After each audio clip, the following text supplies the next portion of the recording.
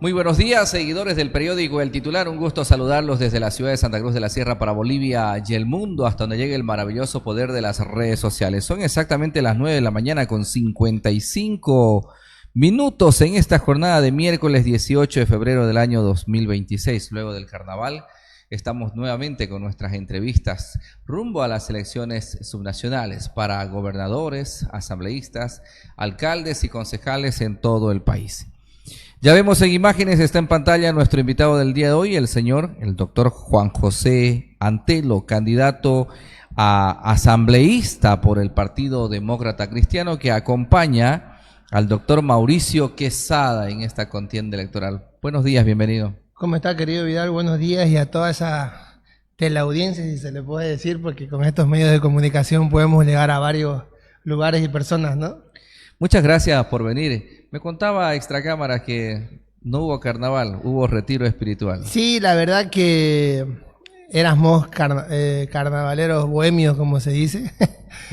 Hemos fundado una comparsa con amigos y yo dejé de carnavalear el 2012 porque creo que cada etapa tiene su bueno y su porqué y su final, ¿no? Y yo creo que disfruté bastante la etapa carnavalera, la etapa juvenil con mi comparsa Los Queridazos Junior, y hace unos casi 15 años no carnavaleo. No me llama la atención, pero si le doy lugar, sí me va a llamar la atención. Siempre está ahí presente. Siempre está presente los bichitos. Además, creo que del cruceño, del Camba, es tan espontáneo, tan natural esto de la fiesta de los... Más carnaval. Aún si uno escucha la sin enchufe, ya empieza las caderas, la mente. El ambiente, la familia, los amigos, se presta también, ¿no? Mientras sea sano. Sano. No, fue un fin de semana hermoso. Estuve con mi esposa y mi hijo en el retiro de la iglesia Casa Oración Norte, y donde antes congregaba mi esposa, que es Dios de Paz, ¿no? Qué bueno que vuelva con esa paz también que necesita el alma para enfrentar este mes, que de aquí para adelante será muy aguerrido en cuanto a la contienda electoral se refiere. Yo creo que desde hoy en adelante empieza la verdadera campaña ya. Ya la gente ya no está pensando en carnaval, en las precas. Ya se va a enfocar más que todo en los candidatos, en las propuestas y en lo que van a ofrecer cada uno de estos, ¿no? Lo he visto al Rocky. Ah, el Rocky. El Rocky. Llegó a Valle Grande, creo, el Rocky. El Rocky ya llegaba hasta Saipina, le cuento. Saipina. ¿Cómo ha sido la receptividad de la gente estos días?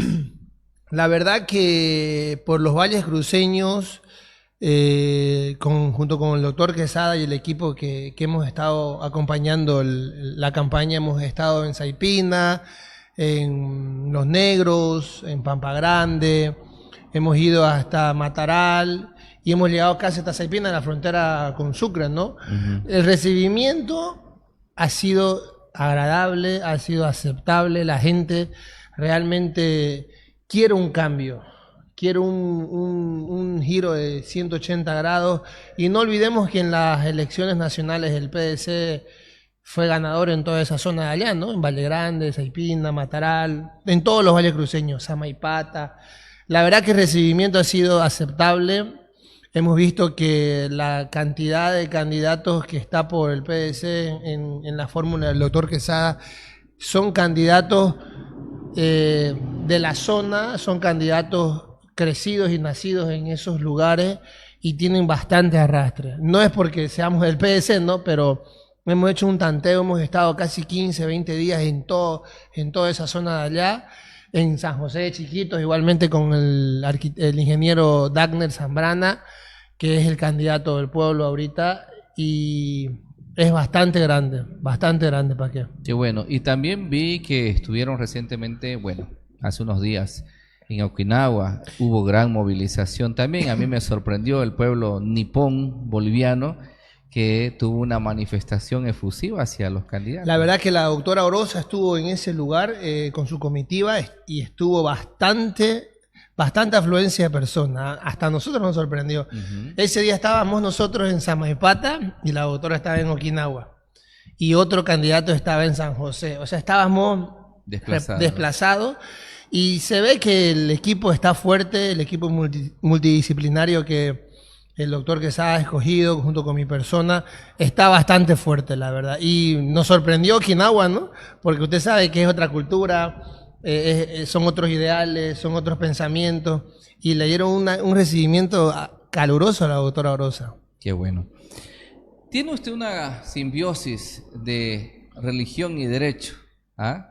¿Cómo piensa en la Asamblea Legislativa Departamental hacer uso de su conocimiento, su formación profesional, su creencia religiosa para enderezar las cosas? Porque muchas veces en la Asamblea Departamental hemos visto el cuestionamiento precisamente sobre el comportamiento de los candidatos, perdón, de los asambleístas. Lo último que se vio, por ejemplo, sin entrar en detalle ni hacer menciones, es que a una asambleísta le pusieron un letrero delante, ¿no? No sé si escuchó, la del pueblo, ¿no?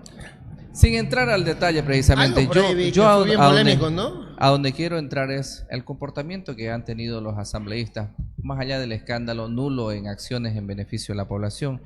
Usted, con su conocimiento legal, con su vivencia religiosa, ¿qué puede hacer desde la Asamblea Legislativa? Es bien importante mencionar esos puntos porque no nos olvidemos que el Estado nació conjuntamente y paralelo con las creencias. Creencias hay muchas. Nos denominamos un Estado laico, supuestamente, pero hay feriado de un sector de creencia, hay feriado de otro sector de creencia. Entonces podemos ver que hay muchas personas que tienen diferentes creencias. Y yo respeto toditas, porque yo me crié, mis padres bien católicos, mi papá, mi abuela que fallecía hace un mes y medio atrás, del movimiento mariano, de la mansión, apoyaba bastante aquí a la Basílica de San Antonio en Montero, fundadora de iglesias católicas en varios magisterios. Ella la fundó junto con el padre, no recuerdo muy bien ahorita el nombre, pero por cuestiones de la vida y de creencia, llega mi tío de Guayaramerín, un misionero se le cruzó en el camino y le predicó la fe, y el 76 llega a mi familia la fe, por el lado de mi madre. Y yo creo que la gente en sí está, como se dice, voy a tocar un término, asqueada de que vivan con el Jesús en la boca, de que hemos visto los 21 días que no bajaban de fe aquí, de fe allá, pero después los hechos y los actos fueron totalmente diferentes. Eso es lo que la gente está acobardada. Esto es como el cacho, lo que se anota se ve. ¿Usted me dice que Camacho aprovechó la religión para posesionarse? No sé si aprovechó, porque yo no sé lo que él piensa.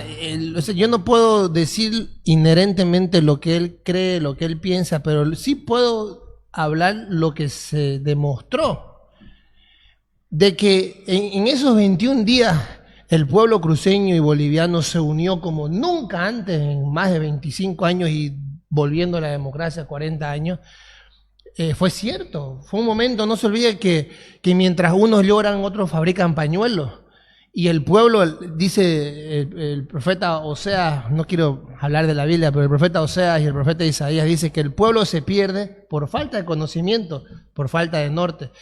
Ya sea lo que usted quiera creer, en lo que sea, pero en algo hay que creer. Y si en esos 21 días hubo un movimiento espiritual, creo que la que es candidata ahorita, Andrea Vaca, hizo un movimiento tremendo en el Cristo, ¿se acuerda? Uh-huh. El 4 de octubre, desde ahí empezó.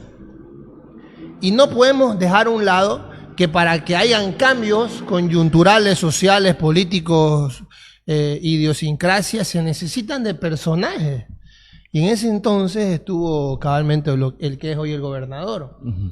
El pueblo se unió. El pueblo se unió en su fe, se unió con una en la rotonda, demanda, y levantaban Camacho oraciones, fue el protagonista, rezos. ¿cierto? Hoy Camacho ya no tiene el respaldo masivo de esa gente. No hay que negar población. Que lo que él hizo fue un antes y un después. Esto viene desde el 21F del 2016. ¿Por qué ya no Camacho hoy? Porque usted sabe que El tren, decía mi abuelo, que solo pasa una sola vez en la vida. Y yo no creo en eso. Hay muchas oportunidades, pero esa oportunidad que si pasó y no la aprovechaste, ya no va a volver. Y hoy en día, creo yo, a nivel personal me hago cargo de mis palabras, que creo que tiene que hacerse a un lado y darle lugar a los nuevos actores políticos, a los jóvenes. Que no somos jóvenes como nos tildaban años atrás, peones, o sea, jóvenes peones sin conocimiento, no, somos gente preparada. Aquí el que le habla es abogado, con maestría en educación deportiva, etcétera, etcétera, golpes de la vida, con experiencia en el sector público, y los otros candidatos de igual manera.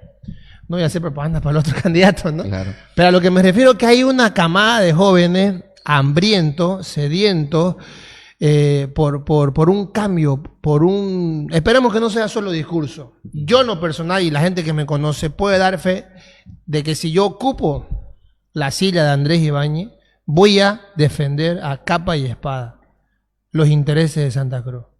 Porque tengo una historia, un legado fuerte desde Melchor Pinto Parada, desde Sergio Antelo, desde un sinnúmero de parientes que fueron candidatos y cargos políticos, que hoy en día, si la gente se acuerda de ellos, es porque hicieron cosas buenas, el ingeniero Percy Fernández.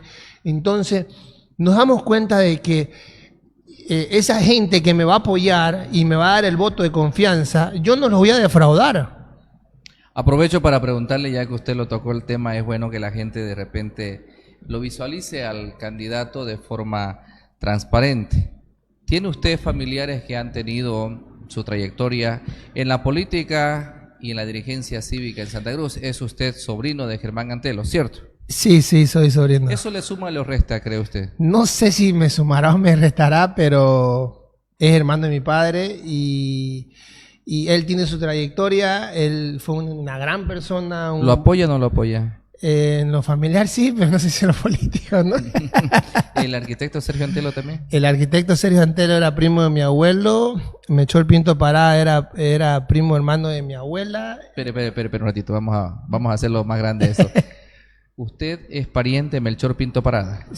Vengo a ser su sobrino cuarto, tercero, Ya. pero era primo hermano del padre de mi abuela. ¿Qué significa para usted hoy, sobrino de Melchor Pinto Parada, que dice voy a defender a capa y espada a Santa Cruz, estar en esta candidatura? No sé cómo salió el tema, pero la verdad que lo voy a defender porque yo tenía 8 años de edad cuando escuché, no sé si usted ha escuchado la historia de Salto a Salta. Sí. El 57 junto a Saúl Pinto y Tito Vaca Antelo, que es hermano de mi abuela. Tenía 8 años de edad cuando él me comentó junto con otros primos la historia, sentado en un círculo, cómo el abuso de ese partido de entonces de gobierno le trajo tanto dolor a Santa Cruz, Ucureña, Terevinto, desgracias en Portachuelo, y se me levantó un fervor cívico, que creo que eso se hereda, no está en el ADN cruceño. Y al mencionar que voy a defender a capa y espada, porque yo amo esta tierra, amo mis ideales, amo mi identidad camba, mi identidad cruceña. No soy un comecolla, por si acaso, para que la gente me conozca. Amo a todos por igual, pero cuando se trata de Santa Cruz y la oportunidad que tenemos, que no se va a volver a dar después de 20 años que se erradicó un ideal que estaba arraizado y basado en resentimiento, en odio, en una línea, una agenda internacional que termina la 2030 y empieza otra más. Vemos que es una oportunidad única que hoy tenemos, y yo tengo la oportunidad única. Cuando a mí me ofrecieron ser asambleísta, me dijeron que sea el poblacional, yo le dije no, yo quiero pelear el voto, le dije, porque yo quiero marcar un precedente tanto para mi vida, para mi esposa, para mis hijos y para mis generaciones. Si el resultado es otro, ya lo hice, ya la cancha se abrió. Y lo voy a defender a capa y espada, los intereses, las autonomías, la justicia, la educación, los ideales, recuperar esa identidad que se ha perdido. La cultura cruceña es hermosa, es bella, sus tradiciones, sus cuentos, sus fábulas, es bello. Yo amo Santa Cruz. Perfecto. Hay mucha historia en la sangre. Mucha historia. Perfecto. Bastante. Bueno, y a propósito de la defensa de Santa Cruz y de los intereses. El gobierno de Rodrigo Paz en campaña prometió 50-50 y que por lo visto no se dio hasta el día de hoy. ¿Cómo ha visto usted hasta el momento el accionar del gobierno con Santa Cruz? Y cuando hablo de Santa Cruz no hablo precisamente de los empresarios de la CAINCO, de los agropecuarios de la CAO o de las empresas o empresarios de Santa Cruz, sino de la población en general hasta el momento. Creo que hoy se cumplen 105 días, ¿no? 101 días. 101 días, ¿no? No soy de los que tira hater y que dice que todo está mal. Soy bien analítico en esas cuestiones, pero lo que si hay algo que corregir, si hay algo que decir que está mal, se lo va a decir. Creo que yo tengo 36 años cumplido la anterior semana cumplí 36 años. Y en el tiempo... Felicidades. Gracias. Y en el tiempo que tengo, he visto pasar casi 17, 16, 15 gobiernos que tengo uso de razón, y ningún gobierno ha tenido el acercamiento que Rodrigo Paz ha tenido con Santa Cruz. Ya sea si su partido está apoyando al actual gobernador y candidato, eso es harina de otro costal.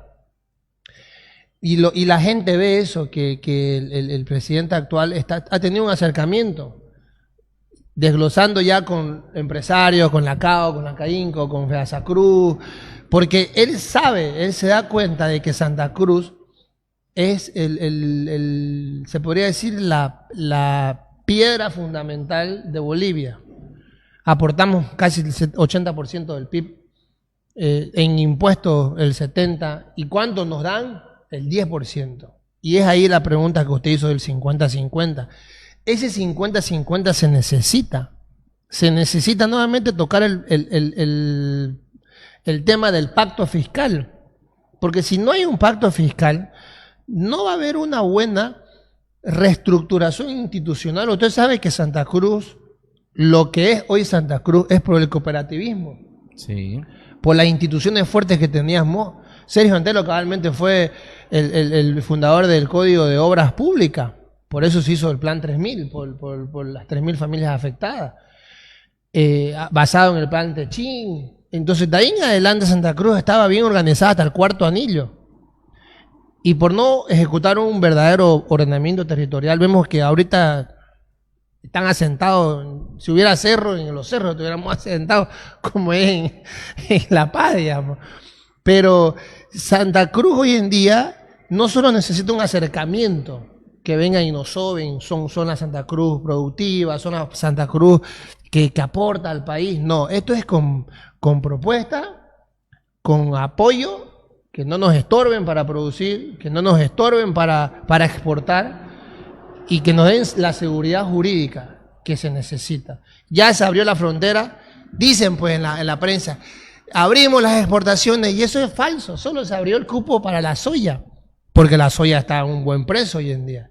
Pero ¿por qué no se abre la soya? ¿Por qué no se abre para el trigo, para el azúcar, para la harina, y otros aliginógenos que existen hoy en día? ¿Por qué no se abre para la carne? Porque no le conviene al gobierno. ¿De qué va a vivir el Estado? Porque lamentablemente tenemos un país estatista, consumidora de impuestos. Había propuesta que se le baje del 13% al 10%, del 25% del IVA al 15%, y hasta ahorita no lo hemos visto. Y nosotros como empresarios hemos sufrido el IVA, el IVA. Cuando usted exporta, dice que le van a devolver el crédito fiscal, y eso es, como dice mi padre, en la ala de un mosquito se anota eso.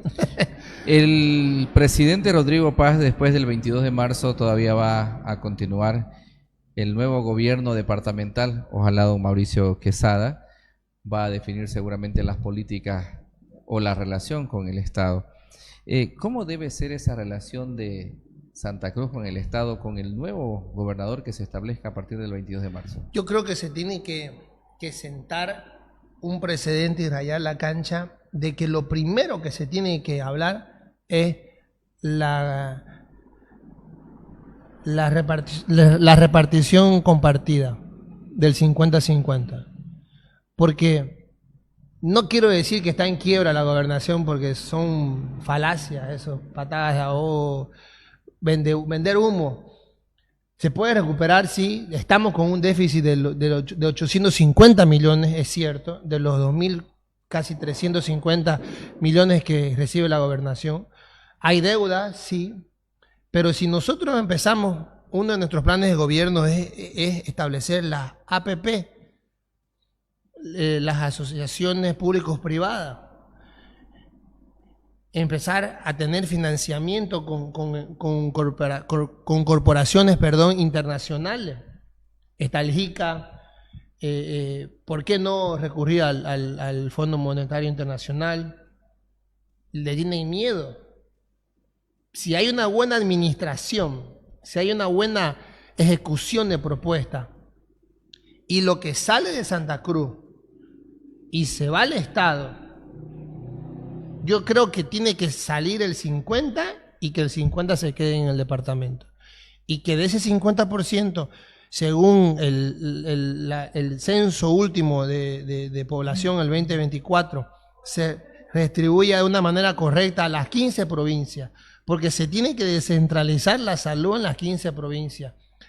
La gobernación en sí no tiene tuición completa, es más la alcaldía, pero la gobernación tiene la tuición completa en infraestructura de las 15 provincias, en el desayuno escolar de las 15 provincias que se ha dejado de dar, en la alimentación de la tercera edad de los adultos.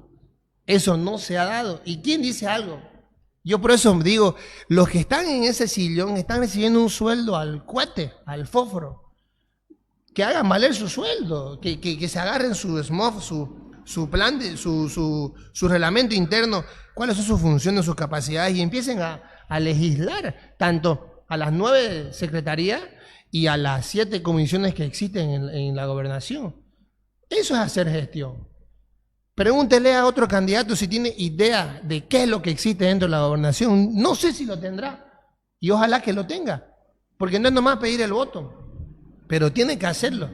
Yo creo que el 50% se tiene que ejecutar lo primero, a partir del 22 de marzo. No se ha tocado, el reformulado del POA, porque no quieren arrastrar deuda. Supuestamente se tendría que haber tocado en enero. Yo cuando trabajaba en el Consejo, en la Comisión de Administración y Finanzas y Constitución, siempre era enero. Y sé que se va a tocar en mayo recién, del 2026. Del 2025, perdón. Y del 2026 también. Y después en noviembre ya el que viene, ¿no? ¿Cómo sería la gobernación en manos de Mauricio Quesada? Esa pregunta nos hicimos cuando estábamos yendo a Samaipata. Y lo primero que vamos a hacer es saber cómo está la gobernación. Porque otra cosa es estar sentado ya en la silla. ¿Auditoría? Auditoría. Porque nosotros, usted sabe que cuando uno es un servidor público, no voy a decir un funcionario público, porque un servidor público es electo, está sujeto a procesos de la Contraloría, de la Procuraduría, dentro de los procesos sumarios de la gobernación. Y si nosotros entramos a una gestión sin saber qué se hizo en la anterior gestión, podemos cometer errores que muchos candidatos han cometido. ¿Qué se sospecha? Malversación de fondos, cantidad de ítems extras. Hay más de 1.500 funcionarios que están divagando ahí, no sabemos cómo, no sabemos por qué, y el presupuesto de la gobernación no es mucho. No es como el de la alcaldía, que es 4.750.000 dólares.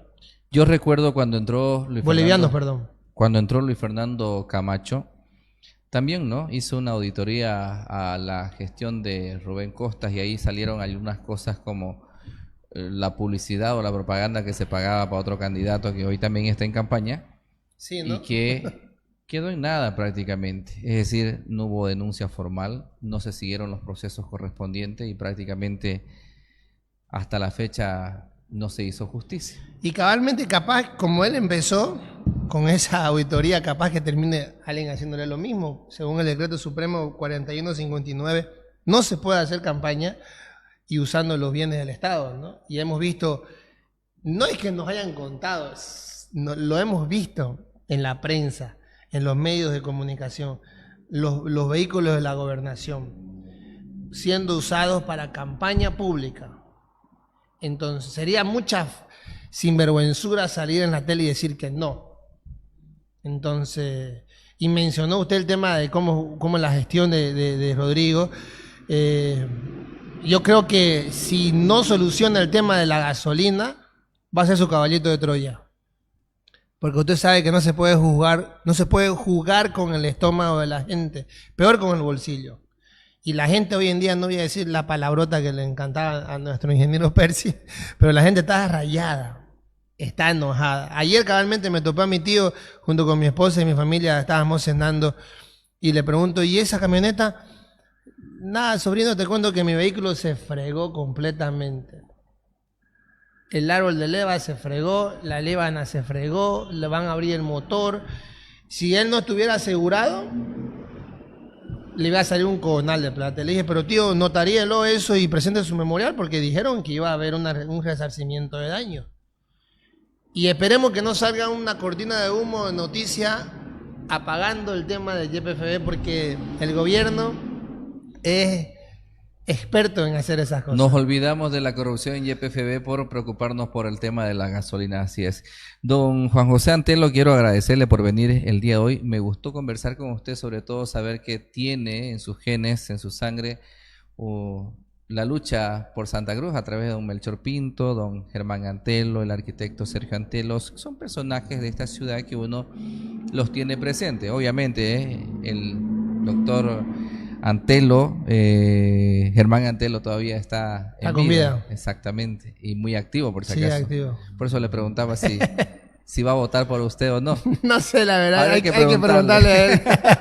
Muchas gracias. A usted, querido. Que tenga una excelente semana. Igualmente. Buen día. Igualmente. Seguidores del titular, gracias por acompañarnos en esta entrevista. Compartan, comenten y siempre en el marco del respeto a nuestros invitados. Soy Vidal Dorado, muchas gracias, permiso.